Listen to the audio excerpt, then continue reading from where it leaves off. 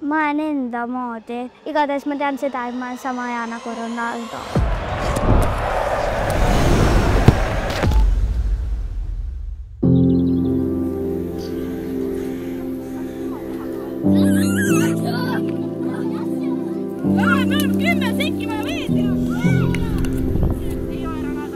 Mina olen pigem seda meelt, et las ta proovib.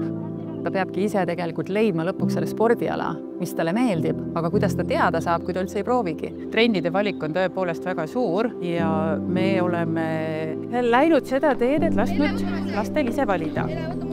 Lapsevanemana on ju meie peamine ülesanne aidata lastel leida see, mida nemad tahavad teha, mis nende silma paneb särama. Me nagu kätte ette selles mõttes, et ei pane. Kui ta soovib midagi muud teha, siis ta saab seda teha, aga antud juhul soovis ta jalgpalli mängida ja see tundus nagu talle ka väga hea.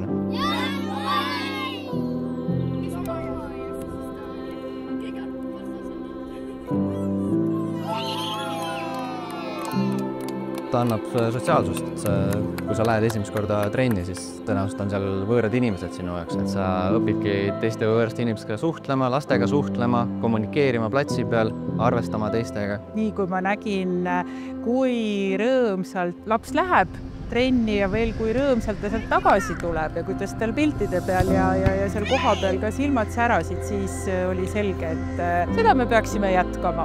See sotsiaalne pool lihtsalt on nagu hästi kihvt, et täna ka näiteks, kui nägi oma võistkonnakaaslast, kaugelt juba lehvitavad, jooksevad üksteisele vastu, kallistavad, et on tõesti nagu nii kihvt, et sa näed tegelikult, kui suur rõõm tal tegelikult on, mitte siis ainult nende trennide osas, vaid kogu see muu, mis sellega kaasa tuleb, et seda on nagu hästi kihvt emana kõrvalt vaadata.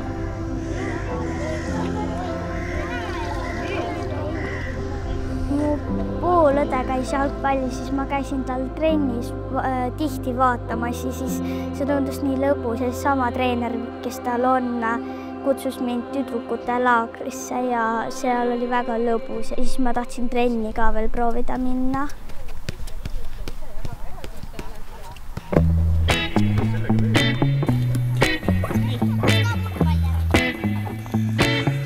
Esimest korda jalgpalli mängida oli raske, sest ma ei osanud midagi teha. Siis hakkas juba paari nädala pärast lõbusam ja lihtsam. Me mängisime seal mänge ja tegime trenni ja siis alguses oli lihtsam ja siis meil läks aina raskemaks. Seal olid head treenerid, toredad kaaslased ja mina leidsin esimesel päeval kohe 5 uut sõpra.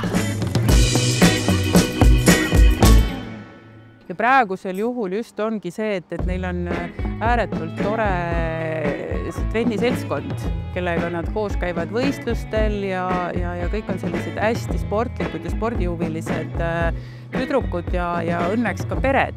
Ilmselt see ongi ka kõige olulisem, et kui on ikkagi peretoetus, siis läheb lastel ka hästi. Me oleme ikka selles mõttes arvestanud, et ühel päeval võib-olla tulla, et see jalgpall enam talle ei meeldi ja võib-olla tahab midagi muud teha. Me teame, et inimestel ikka huvid muutuvad ju. Need on ju näiteid meil siin sportlastega seas. Mina kindlasti julgustan seda just, et mitte siis ise nagu niivõrd suunata, vaid avadagi neid erinevaid võimalusi ja lapsed on tegelikult nii targad, teavad, mida nad tahavad, mida nad ei taha ja nad ise suudavad neid otsuseid teha ja siis toetada lapsevanemana seda, mis sa näed, mis paneb su lapse silmad särama, kui see on jalgpall, sina saad seda ainult toetada ja talle kaasa elada.